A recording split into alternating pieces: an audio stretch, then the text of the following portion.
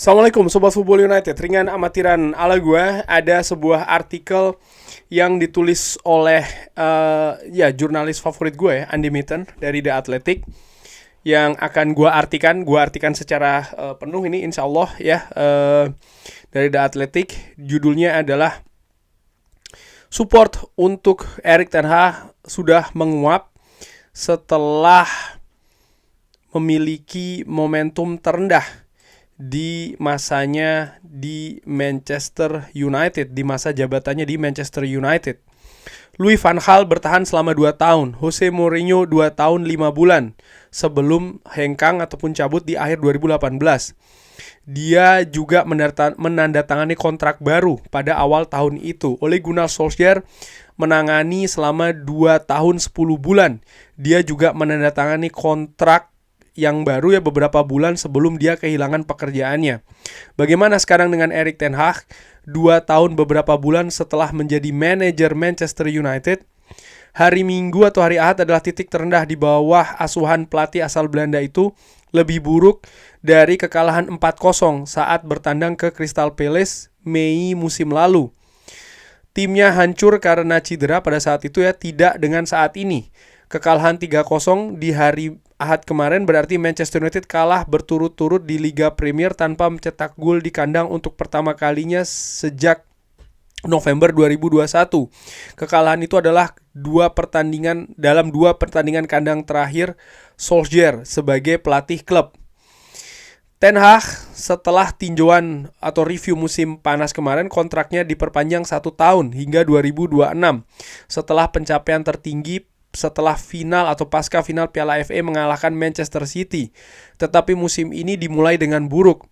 Kekhawatiran akan cedera para pemain memang beralasan pada musim lalu. Ketika itu pertahanannya hancur, namun kini ia menurunkan tim yang memiliki hampir seluruh pemain yang dia rekrut. Seperti halnya para manajer sebelumnya, biaya perekrutannya ini mencapai ratusan juta pounds. Dan seperti semua manajer sebelumnya, Manchester United tampaknya masih jauh dari menantang gelar selama 2 tahun setelah gelar Liga Inggris ya. Setelah 2 tahun dia mengambil alih kendali di Manchester United. Lupakan gelarnya, tim saat ini terlihat mampu mendominasi satu pertandingan Liga Inggris saja. Ini sudah bagus, kurang lebih seperti itu ya. Dan ketika Manchester United bertemu tim berkualitas seperti Liverpool atau Tottenham Hotspur, mereka dengan cepat terpecah belah. Lawan seperti tahu bahwa Manchester United ini bisa dijebol gawangnya bahkan semenjak detik-detik pembuka. Manajer menerima pujian dan juga kritik, namun para pemainnya juga bersalah. Bukan kesalahan manajer jika mereka menyia-nyiakan peluang yang mereka ciptakan. Namun para pemain punya kekuatan yang besar. Hal ini berlaku untuk semua manajer sebelumnya yang tidak memiliki cukup pemain untuk melanjutkannya. Pertemuan di samping ya, ini diadakan di antara para pemain. Percakapan WhatsApp mengungkapkan keraguan atau lebih buruk lagi. Dan ini mencapai titik di mana lebih mudah memecat 1 atau 2 orang daripada membereskan seluruh tim. Bahkan jika masing-masing manajer yakin mereka telah meninggalkan klub di tempat yang lebih baik daripada saat mereka pertama kali memulainya ya. Sementara itu, para pemain juga berhak berpendapat. Mereka tidak berencana ataupun mereka ya tidak memiliki keinginan untuk memecat setiap bos yang mereka yang mereka miliki. 1 jam setelah kemenangan Piala FA, Andy Mitten berbicara dengan setengah lusin atau sekarang berarti sekitar 6 ya dari para pemain Manchester United di luar ruang ganti dan bertanya tentang manajernya. Kata-katanya tidak direkam pada saat itu jawaban mereka ya. Tidak ada yang mengatakan manajer harus dipecat dan tidak ada seorang pun yang mengatakan dia harus tetap stay. Namun ada masalah yang jelas antara pemain dan manajer tentang gayanya. Anda tidak bisa memiliki tim di zona degradasi seperti Sheffield United dan juga Burnley yang datang ke Old Trafford dan mampu membuat peluang ya untuk mencetak gol di gawang kami, kata salah satu pemain. Untuk mencapai dan memenangkan final di Piala FA tersebut, Manchester United telah mengubah gaya mereka setelah kalah memalukan di Crystal Palace. Kemudian Erik ten Hag mendengarkan para pelatih di sekitarnya. Pragmatisme pada saat itu menang dan kemenangan pun menyusul. Tapi sekarang kita melihat individu individu pemain lawan yang seperti Mickey van de Ven dari Tottenham Hotspur dan juga Bart van Roy dari Twente, ini bisa membuat Manchester United lebih terbuka. Di Wembley, saya merasa semua pemain menghormati Erik ten Hag sebagai pribadi dan pelatih. Namun suasananya jauh dari harmonis, bahkan setelah kemenangan itu. Jarang terjadi sebagian besar pemain Manchester United, bahkan nama-nama besar sekalipun ya, menghormati, mengagumi, namun juga takut pada Sir Alex Ferguson. Namun karena dia mengumpulkan begitu banyak pujian dan memenangkan begitu banyak trofi, apa yang dia katakan pun selalu bisa dilaksanakan. Hanya akan ada satu pemenang jika dia ditantang. Artinya jika Sir Alex Ferguson ini ditantang oleh pemainnya, jelas Sir Alex Ferguson pasti menang ya. Saya melakukan jajak pendapat setelah final Piala FA tersebut. 60.000 orang memilih dan 85% ingin manajer tetap bertahan. Jadi dari 60.000 suara, 85% sangat telak sekali ingin Manchester United ini tetap dengan Erik ten Hag. Di United We Stand, dia ini juga merupakan fanzine ya dari yang di salah satu yang dimiliki juga oleh Andy Mitten. 73% berpendapat waktu manajer sudah habis. Jadi saat ini justru berbalik ya, tadi yang 85% ketika selesai final Piala FA ingin Erik ten Hag stay. Saat ini justru di United We Stand 73% ingin supaya manajer ini selesai karena berpendapat bahwa waktunya sudah habis. Sentimen para fans ini tentu saja dapat bergerak secara liar dengan hasil yang didapat oleh klub. Hanya 1 bulan setelah para fans ataupun penggemar Manchester United memuji transfer musim panas dengan harapan mereka tentang bagaimana setiap pemain baru akan meningkatkan tim, ini situasinya secara drastis berubah ya. Andai saja semudah itu, andai saja setiap transfer berhasil, rekor Manchester United di bursa transfer pun juga buruk. Ini juga hanya seminggu sejak saya berdiri di luar lapangan ketika tandang yang menghadapi Crystal Palace setelah bermain imbang 0-0, dan 3 fans berbeda mengatakan kepada saya, itulah permainan terbaik kami sepanjang musim. Namun hasilnya tetap saja seri. Seharusnya ada banyak gol melawan Twente di tengah pekan kemarin, tapi hasil imbang lainnya terasa seperti kekalahan. Hari Ahad atau hari Minggu adalah kekalahan jelas ya, yang ketiga dalam 6 pertandingan liga. Statistik yang tidak akan ada habisnya tentang bagaimana ini merupakan awal terburuk ya setelah era Sir Alex Ferguson. Dan siklusnya pun terus berlanjut. Anda mendapatkan manajer baru bertekad untuk mengubah budaya dan juga kultur dan membawa pemain ratusan juta. Beberapa penggemar mendukungnya untuk menyingkirkan deadwood ataupun kayu mati dan menyemangati kepergian dari pemain tersebut ya. Artinya happy dengan kepergian pemain-pemain tersebut. Selalu ada pemain yang berbeda pendapat. Atau jika bukan mereka, maka agen ataupun penasihat mereka akan melakukan hal-hal yang berbeda ya. Mereka melakukan apa yang benar untuk kliennya, bukan klub sepak bola. Jadi mereka ya tentu saja lebih memihak kepada pemain-pemainnya. Tapi bisakah masalah di Manchester United hanya disebabkan oleh 1 atau 2 atau bahkan 3 atau 4 pemain? Dan akankah pembersihan dari skuad menyelesaikan segalanya? Ini adalah film yang pernah kita lihat sebelumnya. Groundhog Day setiap 2 tahun sekali di Old Trafford.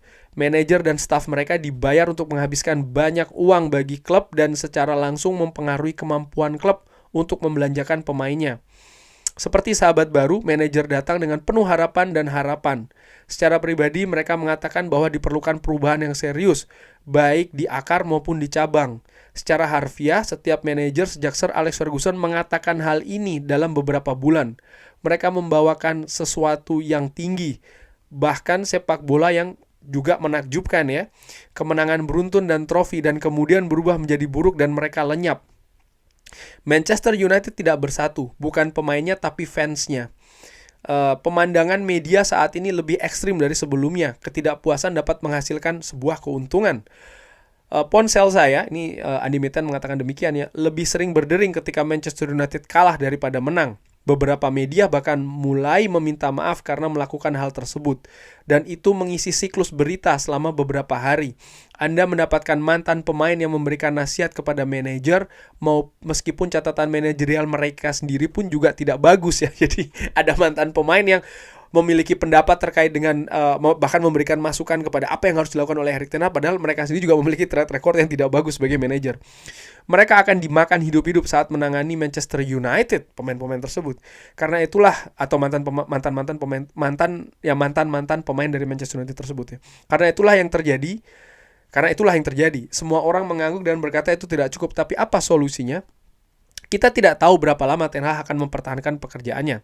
Jason Wilcox sebagai direktur teknik dan juga Dan Ashworth sebagai sporting director adalah orang-orang yang mengawasi pekerjaannya setiap hari.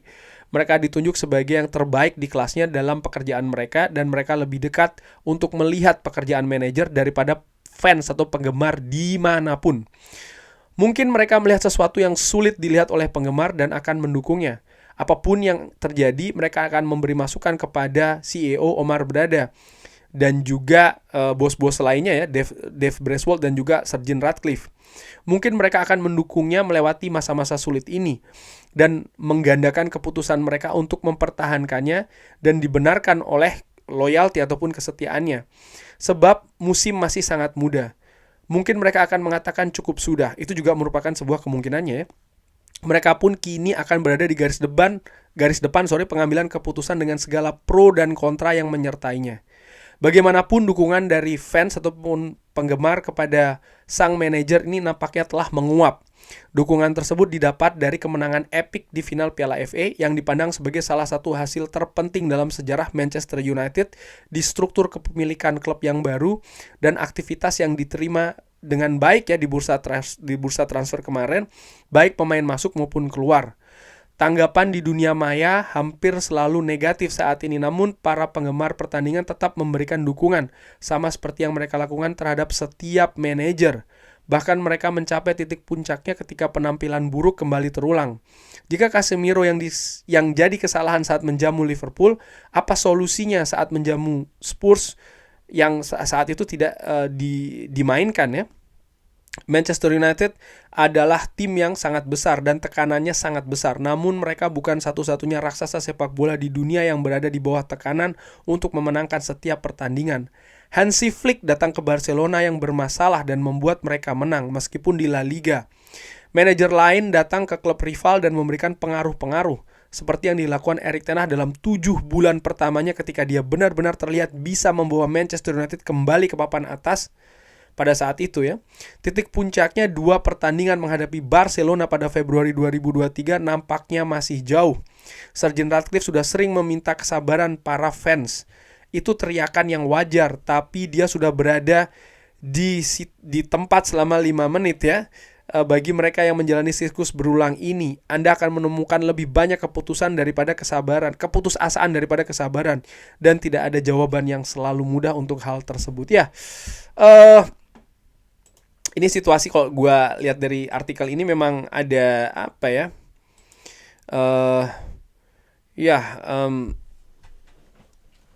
Disebutkan Sir Jim Ratcliffe ini baru 5 menit berada dalam ruangan, artinya belum lama-lama banget, sementara situasi di Manchester United nampak selalu berulang. Tadi disebutkan bagaimana setiap manajer yang masuk selalu membawa optimisme, membawa permainan yang bagus, membawa sesuatu, banyak hal yang positif bahkan trofi dan lain-lain. Tapi setelah periode tertentu ini seperti terulang lagi, dan sama Erik ten Hag pun juga mengalami hal tersebut. Bahkan tadi ternyata disebutkan ya bahwa di awal-awal artikel ini tidak ada yang sampai 3 tahun di Manchester United, hanya 2 tahun sekian bulan selesai. Ya, menurut gue ini juga ada kaitannya tentu saja dengan apa yang diraih oleh Manchester United di zaman Sir Alex Ferguson, di mana Manchester United ini dinilai memang sebuah klub besar ya, banyak trofi, banyak kegemilaan, banyak kejayaan, tapi itu tidak kunjung terjadi. Sehingga ketika ada penurunan sedikit, maka sering sekali yang dipikirkan adalah solusinya adalah mengganti sampai mencari yang tepat. Namun jangan lupa ketika mencari yang tepat itu dengan apalagi jangka waktu yang sangat pendek, bukan hanya biaya saja ya, karena biaya kompensasi yang harus dilakukan dibayarkan juga. Tadi lihat bagaimana Ole Gunnar Solskjaer baru kontraknya diperpanjang, dipecat. Jose Mourinho baru diperpanjang, dipecat. Erik ten Hag baru saja diaktifkan opsi 1 tahunnya. Jika dipecat pun juga akan ada kompensasi yang jauh lebih besar ya, dibandingkan jika diakhiri ketika musim panas kemarin. Artinya ada kompensasi yang harus dibayarkan. Lalu proses ini menurut gue juga akan kembali lagi dari titik sebelumnya. Walaupun dengan manajer yang baru, katakanlah seperti itu, akan ada optimisme, akan ada hasil-hasil bagus, akan ada permainan yang bagus. Karena ini juga terjadi dengan manajer-manajer sebelumnya, dengan Erik ten Hag pun juga sama, ya kan, dengan Ole Gunnar Solskjaer, dengan Jose Mourinho, dengan Louis van Gaal pun juga demikian. Dengan David Moyes pun juga seperti itu. Di pertandingan di awal-awal Manchester United tampil meyakinkan ya. Tapi apa yang terjadi? Lambat laun situasinya berubah, dinamikanya pun juga seperti itu. Sehingga gue nggak tahu apakah akan ada solusi yang berbeda. Tadi disebutkan bahwa segala sesuatunya masih terbuka. Bisa jadi manajemen Manchester United, Dan Ashworth dan juga Jason Wilcox memiliki pandangan yang berbeda sehingga mereka memutuskan tetap stay dengan Erik ten Hag. Karena mereka melihat yang fans tidak melihat. Oleh karena itulah fans adalah fans, mereka adalah mereka. Artinya mereka sporting director dan juga technical director. Ataupun sebaliknya, mereka akan memutuskan untuk memecat ya. Itu juga bisa terjadi. Jadi kemungkinan semuanya masih terbuka. Namun Andy Mitten juga menggarisbawahi bahwa saat ini dukungan dari fans ini nampaknya sudah mulai menguap, tapi itu semua juga bisa berubah secara cepat. Ketika sebelum pertandingan menghadapi Manchester City, situasinya juga rendah ya menurut gue, dukungan fans terhadap Erik ten Hag. Tapi ketika dia bisa memenangkan 85% luar biasa. Dan saat ini justru sebaliknya, 77%, 70% lebih katakanlah. Tadi ya menganggap bahwa sudah waktunya dia selesai. Tapi ini juga bisa berubah. Jadi tidak ada yang permanen sih menurut gue. Dan ini sangat wajar ya. Fans pastinya juga memandang manajer ini seperti apa mereka bawakan klub ini ya. Artinya kesuksesan atau hasil buruk ya kan. Dan itu pun juga tidak akan pernah jadi satu gitu. Pasti ada pro kontra seperti ini saja. Ada yang ingin stay, ada yang ingin dipecat. Selalu ada seperti itu. Dan menurut gue sangat wajar sih dinamikanya. Apalagi untuk klub sebesar Manchester United ini. Kurang lebih seperti itu membahas artikel dari jurnalis favorit gue ya, Andy Mitten. Terima kasih sudah mengikuti. Terima kasih sudah menyaksikan. Jangan lupa like, share, dan juga subscribe. Wassalamualaikum warahmatullahi wabarakatuh. Thank you.